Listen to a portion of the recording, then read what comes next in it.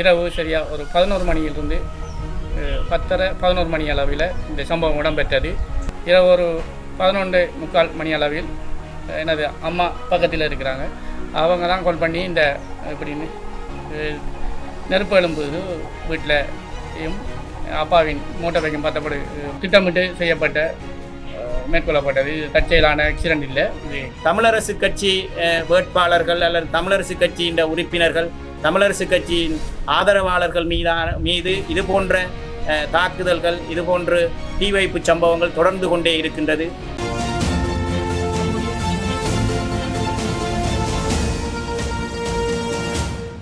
இந்த அனர்த்தமானது எனது வீட்டை குறிவைத்து தீக்கிரையாக்கப்பட்டுள்ளது.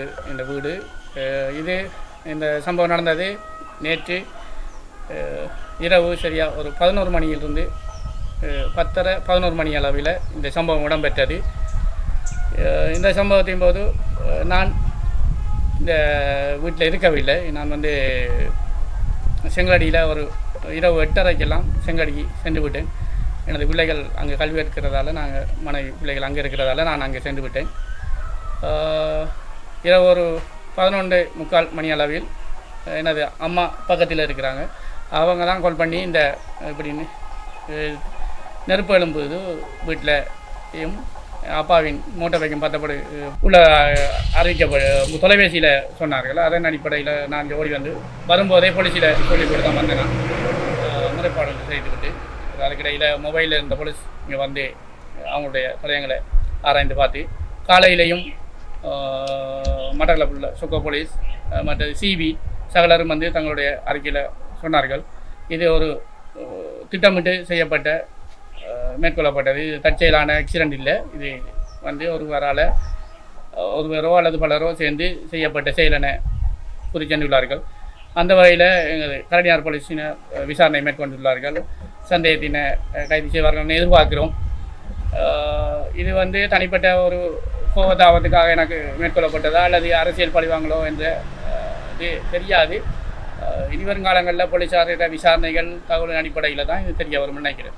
எமது ஏறாவூர்பற்று பிரதேச சபையின் புல்லுமலை பிரதேச சபை உறுப்பினர் சிவானந்தன் அவர்களின் வீடு நேற்று இரவு சுமார் 11 மணி அளவில் தீக்கிரையாக்கப்பட்டுள்ளது.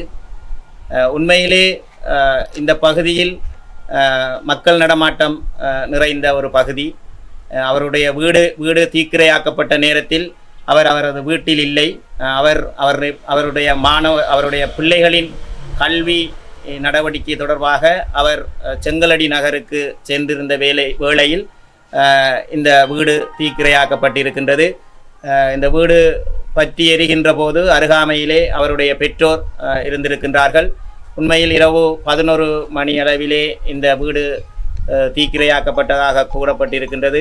இங்கே வீட்டில் இருக்கின்ற மோட்டார் சைக்கிள் உள்ளிட்ட அனைத்து பொருட்களும் தீயிலே எரிந்து நாசமாகி இருக்கின்றது. இந்த செயற்பாடானது ஒரு திட்டமிட்ட நாசகார செயல் என்றே இங்கு கண்டுபிடிக்கப்பட்டிருக்கின்றது. காரணம், அந்த வீடு தீப்பற்றி எரிகின்ற போது அருகாமையில் இருந்த அவரது பெற்றோர் ஓடி வந்த நேரத்தில் இந்த பகுதியில் இருந்து ஒரு மோட்டார் சைக்கிள் வேகமாக சென்றிருக்கின்றது. அந்த மோட்டார் சைக்கிள் எந்த பக்கம் சென்றது என்று தங்களுக்கு தெரியாதென கூறியிருக்கின்றார்கள். இவ்வாறான நிலையிலே இந்த செயற்பாட்டை நாங்கள் ஒரு நாசகார செயற்பாடாக பார்க்கின்றோம். இதனை நாங்கள் சாதாரணமான ஒரு விடயமாக பார்த்து கடந்து செல்ல முடியாது. காரணம், இன்று இந்த நாட்டிலே நடைபெற்று கொண்டிருக்கின்ற பல்வேறு சம்பவங்களை ஒப்பிட்டு பார்ப்போமாக இருந்தால் இந்த நாடு இன்னும் ஒரு சதிகார கும்பலின் கையிலே சிக்கியிருக்கின்றது. இன்னும் ஒரு சதிகார கும்பலின் கையிலிருந்து இந்த நாடு விடுபடவில்லை என்பது எங்களுக்கு தெளிவாக தெரிகின்றது.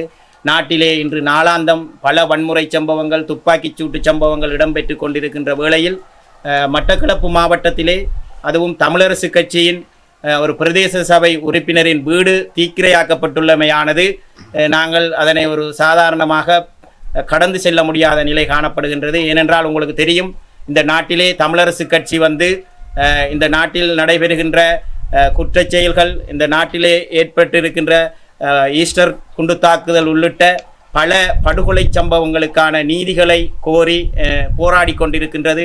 பல படுகொலை சம்பவங்களின் சாட்சிகளை திரட்டி இந்த அரசுக்கு வழங்கி கொண்டிருக்கின்றது. இந்த மாவட்டத்திலே ஈஸ்டர் குண்டு தாக்குதலுடன் சம்பந்தப்பட்டவர்கள், ஏனைய படுகொலைகளை நடாத்தியவர்கள் உள்ளிட்ட பலர் இன்று கைது செய்யப்பட்டு கொண்டிருக்கின்றார்கள். இன்று பல கட்சிகளின் அரசியல் இந்த மாவட்டத்திலே இருந்து இல்லாமல் செய்யப்பட்டிருக்கின்றது. கடந்த காலங்களிலே மஹிந்த ராஜபக்ச அரசின் செயற்பாட்டாளர்களாக, மஹிந்த ராஜபக்ச அரசின் அமைச்சர்களாக இருந்தவர்கள், அதேபோன்று கோத்தபாய ராஜபக்ச அரசின் அமைச்சர்களாக இருந்தவர்களெல்லாம் இன்று அரசியலில் இருந்து அகற்றப்பட்டிருக்கின்றார்கள். இவ்வாறான நிலையிலே நாங்கள் சிவானந்தன் போன்றவர்கள் தொடர்ச்சியாக தமிழரசு கட்சியில் இருந்து இங்கிருக்கின்ற மக்களின் உரிமைகளுக்காக தொடர்ச்சியாக போராடி கொண்டிருக்கின்ற இந்த சூழலிலே அண்மையிலே இங்கே புல்லுமலை பிரதேசத்தில் அமைக்கப்பட இருக்கின்ற தண்ணீர் தொழிற்சாலை சம்பந்தமாக அதனை நிறுத்த வேண்டும் என அவர் பிரதேச சபையிலே பிரேரணை ஒன்றை கொண்டு அந்த தீர்மானம் கூட, அந்த தண்ணீர் தொழிற்சாலை நிறுத்தப்பட வேண்டும் என்ற தீர்மானம் கூட நிறைவேற்றப்பட்டிருக்கின்றது. எனவே இப்படியான பல்வேறு மக்கள் உரிமை சார்ந்த போராட்டங்களில் நாங்கள் ஈடுபட்டு கொண்டிருக்கின்ற போது இந்த தீ வைப்பு சம்பவத்தினை நாங்கள் சாதாரணமாக கடந்து செல்ல முடியாது. எனவே எங்களுக்கு மாறி மாறி வருகின்ற ஒவ்வொரு அரசிலும் தமிழரசு கட்சி வேட்பாளர்கள் அல்லது தமிழரசு கட்சியின் உறுப்பினர்கள், தமிழரசு கட்சியின் ஆதரவாளர்கள் மீது இது போன்ற தாக்குதல்கள், இதுபோன்று தீ வைப்பு சம்பவங்கள் தொடர்ந்து கொண்டே இருக்கின்றது. இவ்வாறான சம்பவங்கள் உடனடியாக நிறுத்தப்பட வேண்டும். இந்த சம்பவத்தினை போலீசார் உடனடியாக தீவிர விசாரணைகள் மேற்கொண்டு இதற்கான ஒரு சிறப்பான விசாரணை குழுவை அமைத்து இந்த சம்பவத்தினை யார் செய்தார்கள், எதற்காக செய்தார்கள், என்ன நோக்கத்திற்காக செய்தார்கள் என்பதை வெளிக்கொண்டு வர வேண்டும். அவ்வாறு வெளிக்கொண்டு போதுதான் இந்த மட்டக்களப்பு மாவட்டத்திலே தமிழரசு கட்சி உட்பட ஏனைய கட்சிகளின் செயற்பாடுகள் ஒரு சுதந்திரமான செயற்பாட்டை மேற்கொள்ள முடியும். எதிர்வரும் காலங்களிலே மாகாண சபை தேர்தல் வர இருக்கின்ற காலத்தில் இவ்வாறான அச்சுறுத்தல் நிறைந்த தீ வைப்பு சம்பவங்கள் எமது கட்சியின் செயற்பாடுகளுக்கு மிகவும் ஒரு அச்சுறுத்தலாக இருப்பதோடு எங்களது கட்சி செயற்பாடுகளை முடக்குகின்ற ஒரு செயலாக இருக்கின்றது. எனவே நாங்கள் சுதந்திரமாக செயற்பட வேண்டுமாக இருந்தால் அனுரகுமார திசாநாயக்க அரசு எங்களுக்கான பாதுகாப்பினை உறுதிப்படுத்த வேண்டும். இந்த அரசிலும் எமக்கான அச்சுறுத்தல்கள், எமது அரசியல் செயற்பாட்டுக்கான முட்டுக்கட்டைகள் தொடர்கின்றது என்பதற்கு இந்த சம்பவம் ஒரு சிறந்த உதாரணம். எனவே நாங்கள் மீண்டும் வலியுறுத்தி கூறுகின்றோம், எமது தமிழரசு கட்சி பிரதேச சபை உறுப்பினர்கள், தவிசாளர்கள், அரசியல் செயற்பாட்டாளர்களின் உயிருக்கான உத்தரவாதத்தினையும் அவர்களுக்கான பாதுகாப்பினையும் உறுதிப்படுத்துமாறு நாங்கள் இந்த இடத்தில் மீண்டும் வேண்டி நிற்கின்றோம். நான் கோர்லைப்பற்று பிரதேச சபையினுடைய தவிசாளர். இன்றைய தினம் நாங்கள் புல்லுமலையினுடைய வட்டார உறுப்பினர், ஏறாவூர்பற்று பிரதேச சபையினுடைய கௌரவ உறுப்பினர் சிவானந்தன் அவர்களுடைய இல்லத்திலே தீப்பற்றிய ஒரு நிலை காணப்பட்டது. அந்த இடத்தினை பார்வையிடுவதற்காக நாங்கள் வருகை தந்திருந்தோம்.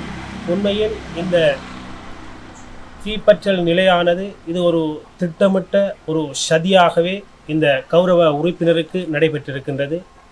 எனவே இந்த பிரதேசத்திலே இவர் தமிழரசு கட்சி சார்பாக தன்னுடைய அரசியல் பயணத்தினை தொடங்கி மக்களுக்கான சேவையை செய்து கொண்டு வருகின்ற இந்த சூழ்நிலையிலே திட்டமிட்ட ரீதியிலே இந்த தீப்பற்றல் நிலையானது இவருடைய இல்லத்திலே ஏற்படுத்தப்பட்டிருக்கின்றது. இவர் கரடினாறு போலீசிலே முறைப்பாடினை மேற்கொண்டிருக்கின்றார். இவருடைய இல்லத்திலே காணப்பட்ட பெறுமதியான பொருட்கள் சேதமடைந்திருக்கின்றது. அன்னளவாக ரூபாய் 10 லட்சம் பெறுமதியான சொத்துக்கள் இந்த தீப்பற்றலினால் இவருக்கு சேதம் ஏற்பட்டிருக்கின்றது. இந்த ஆட்சியினுடைய, இந்த அரசாங்கத்தினுடைய ஆட்சியிலே இவ்வாறான செயற்பாடுகள் நடைபெறுவது வன்மையாக கண்டிக்கப்படக்கூடிய ஒரு விடயம். உண்மையில் ஆரம்ப காலங்களில், கடந்த காலங்களில் இருந்த ஆட்சியாளர்களினுடைய காலகட்டத்திலே ஏற்பட்ட அநீதிகள் போன்றும் இந்த காலகட்டத்திலேயும் ஏற்படுகின்றது. இவ்வாறு இந்த ஏறாவூர்பற்று பிரதேச சபையினுடைய புல்லுமலை வட்டாரத்தினுடைய கௌரவ உறுப்பினருக்கு ஏற்பட்ட நிலை ஏனைய பிரதேச சபைகளிலே இருக்கின்ற கௌரவ உறுப்பினர்கள், தவிசாளர்களுக்கும் ஏற்படக்கூடிய ஒரு வாய்ப்பு இருக்கின்றது.